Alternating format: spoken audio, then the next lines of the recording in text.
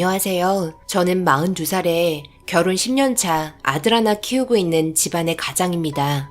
매일 승강기 정비를 위해 현장을 돌아다니며 이동할 때마다 즐겨 듣는 사연 채널에 제 사연을 올리게 될 거라곤 생각하지 못했는데 이번에 겪게 된 일로 인해 한자 적어볼까 합니다. 아내는 40살이며 주부 생활을 하고 있어요.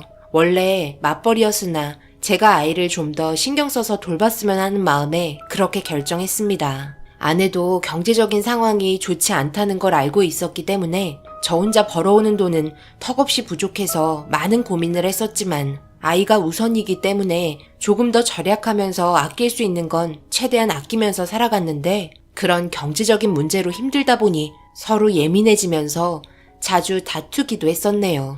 이만저만 스트레스가 아니었습니다. 밥은 먼저 먹은 거야? 나 퇴근했는데 아는 척 좀 하지. 나는 뭐 투명인간이냐? 나는 뭐 지금 놀고 있는 줄 알아? 식탁에 반찬 있으니까 밥만 퍼서 저녁 먹어. 오늘 너무 힘들었어. 먼저 잘게. 이게 사람 사는 거냐? 지금 뭐 하자는 거야? 너만 힘들어? 나도 맨날 야근에 하루하루 포기하고 싶은 마음이 한두 번 드는 게 아니라고. 그래도 당신이랑 우리 아들 생각해서 버티고 있는 거야. 그러니 당신도 표정 관리 좀 잘해. 뭔 표정 관리? 나는 놀고 있는 것처럼 보여? 집안일도 매일매일 해도 줄지도 않고 호민이도 몸이 아프니까 한시도 눈을 뗄 수 없는 상황이잖아. 나보고 뭐 어쩌라는 거야? 밥이나 먹고 자. 아내가 힘든 거 잘 알고 있습니다. 왜냐하면 우리 아들 호민이는 장애가 있거든요. 다운 증후군을 앓고 있어서 컨트롤하기가 힘이 들어 정신적으로 버티고 있는 게 쉽지 않았고 그렇게 꾹꾹 눌러왔던 게 서로의 감정을 건들면서 터지고 말았습니다. 그래도 둘이 살 때는 그렇게 어려운 환경은 아니었지만 저희가 원했던 아이가 생기고 태어난 이후부터 180도 바뀌게 되었죠. 모든 걸 받아들이며 살면 되는 줄 알았습니다. 하지만 시간이 흐르면 흐를수록 점점 더 힘들어지게 되었어요. 아마 저희처럼 비슷한 환경을 겪고 계신 분들이라면 분명 공감하실 겁니다. 그렇게 각자 해야 할 일들을 하면서 지내왔고 고생하는 아내와 좋은 관계를 유지하기 위해 퇴근하면 집안일도 도와주며 새벽에 아이가 칭얼거리면 조금이라도 자라며 제가 대신 아이를 안고 재웠습니다. 그런데 갑자기 눈에서 눈물이 나오더라고요. 저도 많이 지쳐 있었나 봅니다. 그렇게 푹 잠이 든 아이를 아내 옆에 눕혀두고 숨을 돌리며 둘의 모습을 보고 있는데 머리는 언제 감은 건지 알 수 없을 정도로 떡져 있고 아내의 발은 굳은 살 때문에 갈라져 있었어요. 처음 만났을 때 아내의 몸에서 빛이 났었는데 그렇게 이쁜 여자는 본 적이 없었는데 이렇게 변해버린 모습과 저랑 결혼해서 힘들게 살고 있는 현실을 받아들이고 있기에 마음이 더 아팠습니다. 그렇게 서로 각자 조금씩 이해하며 지내다 보니 감정선이 조금씩 좋아지기 시작했고 앞으로 별일 없이 잘 지내기만 바라면서 나름의 상황에 맞춰 행복하게 지내고 있었는데 아내 행동이 점점 이상하게 변하기 시작했습니다. 잠시 나갔다 온다더니 왜 이렇게 늦게 왔어? 지금 몇 시인 줄 알아? 새벽 3시가 넘었어. 다음날 나도 출근해야 하는데 도대체 어디서 뭐라고 이제 들어오는 거야? 답답해서 오래간만에 친구들 만나 술 먹고 온다고 했잖아. 그럼 그런가 보다 생각하고 그냥 자면 되지. 그걸 또 기다렸어? 내가 나가면서 늦을 수도 있다고 했잖아. 당신은 밖에서 회식이다 뭐다 해서 술도 코가 삐뚤어질 정도로 먹고 들어오면서 나는 친구들이랑 정말 어쩌다 한 번쯤인데 먹고 오면 안 되는 거야? 애들이 더 놀다 가라는 거 호민이가 걱정된다고 나 먼저 들어온 거야. 그만 좀 닥달해. 나도 숨 좀 쉬고 싶어서 그런 거니까. 내일부터는 집에 짱 박혀서 호민이랑 함께 지내야 하잖아.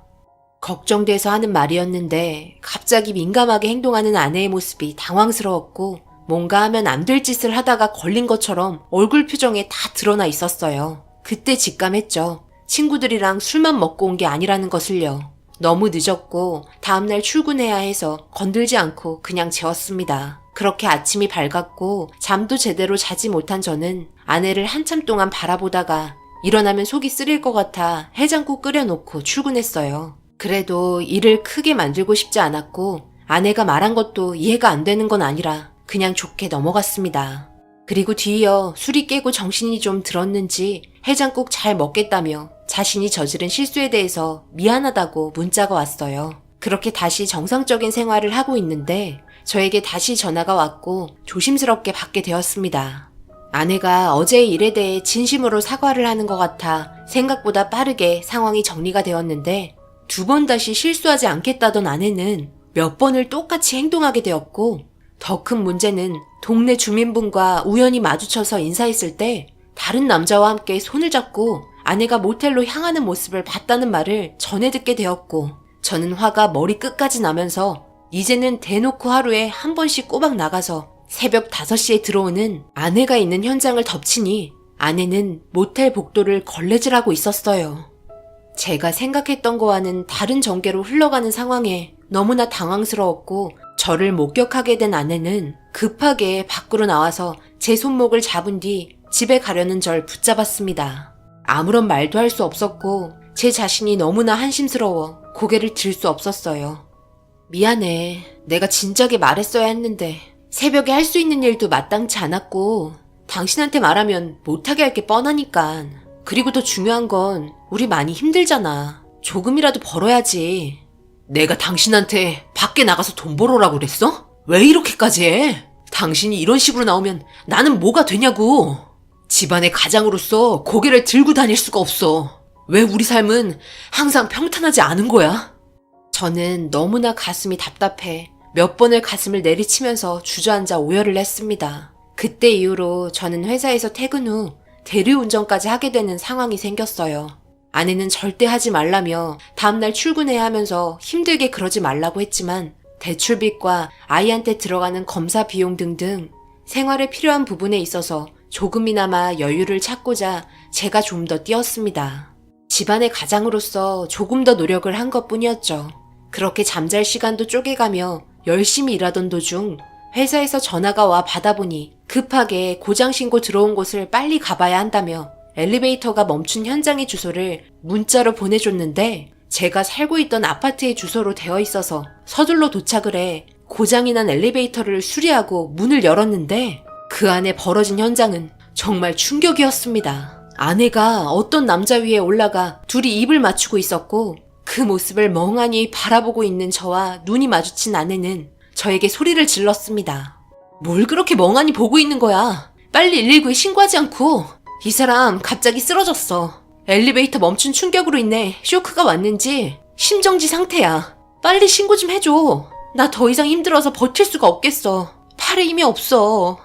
아내는 쓰러져 누워있는 노인에게 심폐소생술을 하고 있었고 비오듯 쏟아지는 땀으로 인해 엘리베이터 안은 엄청 습한 상태였습니다. 얼마나 상황이 심각한 건지 알 수 있을 정도로 긴박하게 흘러가고 있어 빠르게 119에 신고를 했고 지쳐있는 아내를 대신해 배운 대로 제가 심폐소생술을 시작했습니다.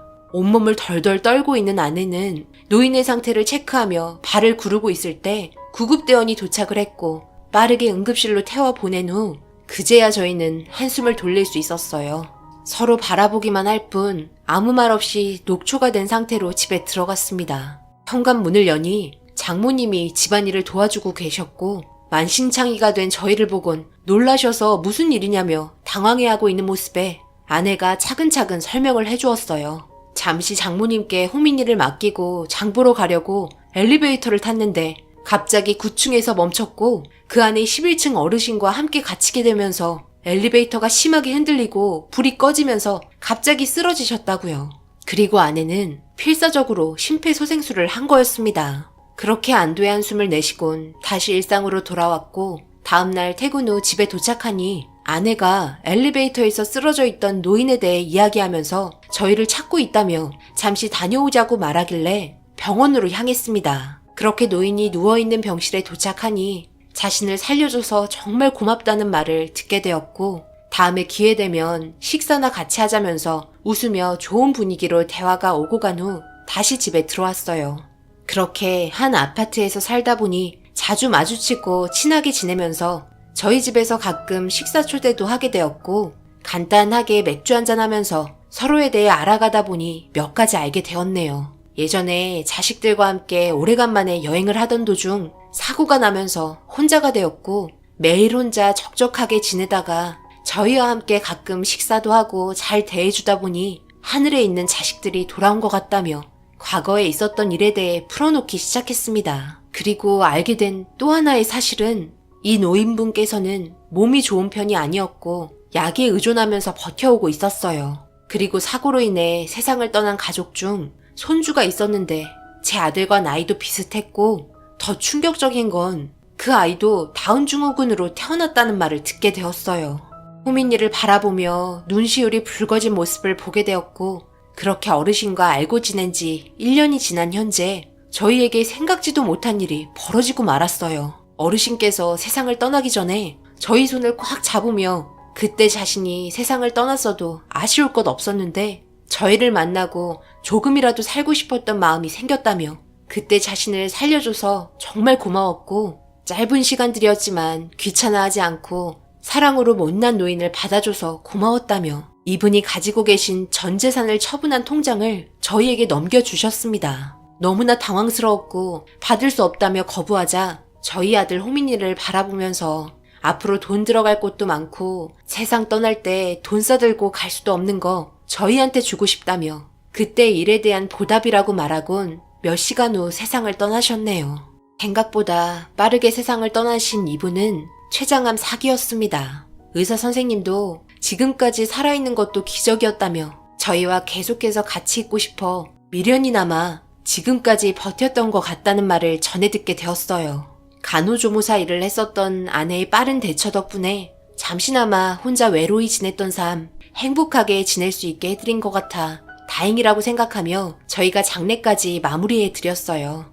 그렇게 상황이 마무리된 후 건네받은 통장 안에 있던 금액을 아내가 확인한 순간 입이 벌어졌고 저에게 다시 통장을 건네자 그 안에 있던 금액을 재차 확인해보니 15억이 들어있었고 너무나 큰 금액에 손이 덜덜 떨려 몇 번을 확인하고 또 확인하면서 저에게 벌어진 이런 상황에 한동안 말도 안 나왔습니다.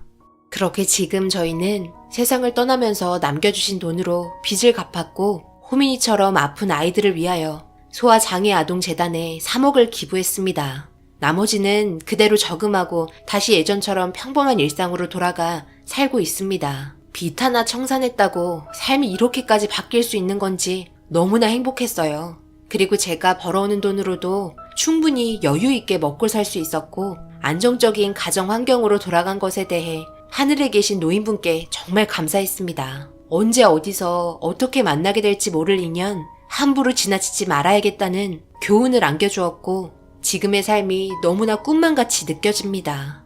비록 장애를 가지고 있는 우리 아들 호민이와 하루하루 고생하며 못난 저와 함께 살고 있는 아내를 위해 발에 땀이 나도록 열심히 뛰며 살겠습니다. 여러분들께서도 언제나 좋은 일 가득하시고 계획하시는 거 모두 잘 되시길 기원합니다. 제 긴 사연 들어주셔서 정말 감사합니다.